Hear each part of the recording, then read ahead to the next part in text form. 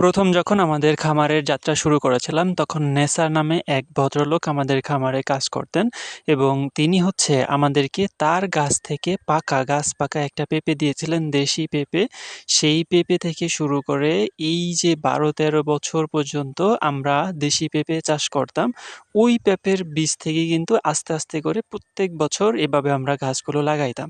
যেমন সে আমাদেরকে একটা পেঁপে দিয়েছে, আমরা তো ওই পেঁপেটা খাইছি। আলহামদুলিল্লাহ বেশ মিষ্টি এবং ভালো জাতের দেশীয় পেঁপে গাছ ছিল এবং সেই বিচি থেইকা আমরা চারা তৈরি করে তারপরে হচ্ছে বেশ কয়েক বছর যাবৎ, প্রায় ৮ থেকে ৯ বছর যাবৎ আমরা দেশি পেঁপের চারা তৈরি করে আমরা আমাদের খামারে দেশি পেঁপেই চাষ করেছিলাম। কিন্তু এবার আমরা একটু পরিবর্তন করে আমরা হচ্ছে হাইব্রিড যে পেঁপে আছে ভালো জাতের, সেটা আমরা চাষ করেছি যাতে অনেক বেশি পেঁপের প্রোডাকশন হয়।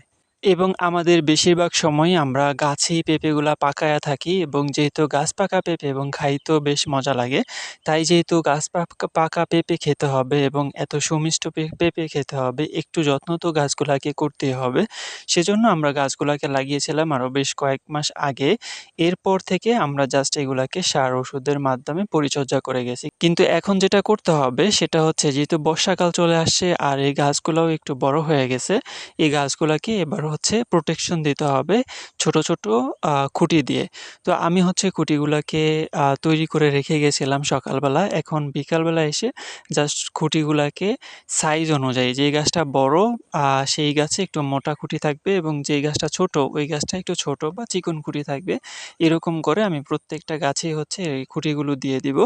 এরপরে হচ্ছে আমি এগুলাকে গাছের গোড়ায় ভাও মতো করে এগুলাকে গেড়ে দিব। গেড়ে দেওয়ার পরে হচ্ছে সুতা দিয়ে সুন্দর করে বেঁধে দিব, যাতে করে বর্ষার সিজনে যখন বৃষ্টি হবে বা পানি আসবে বা বাতাস হবে, যাতে এই গাছগুলোর কোনো ক্ষতি না হয়।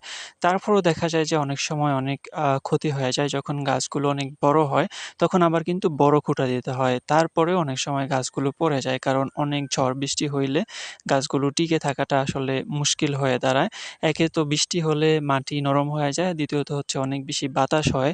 বাতাস হইলে গাছের উপরে একেবারে সরাসরি ইফেক্ট করে এবং গাছগুলা পড়ে যায়। এবং খুবই আনন্দের বিষয় হচ্ছে যে আমরা প্রতিটা গাছে দেখতে পাচ্ছি যে ফুলগুলো চলে আসছে আলহামদুলিল্লাহ। হয়তো কিছুদিনের ভিতরেই আমরা এখানে ফল দেখতে পারবো প্রতিটা গাছের মধ্যেই। এজন্য আমরা যেই স্টেপগুলা নেয়া দরকার সেই স্টেপগুলা নিতেছি। আপনারা হয়তো দেখতে পাচ্ছেন যে আমি ভিডিওগুলা তৈরি করতেছি বা এগুলা বেশ সহজ। কিন্তু আসলে যতটা সহজ মনে হইতেছে দেখতে বা আপনারা যত খুব দ্রুত জিনিসগুলা দেখেন, আসলে ততটা সময় নিয়েই যত্ন করে ভিডিওগুলা বানানো হয়ে থাকে।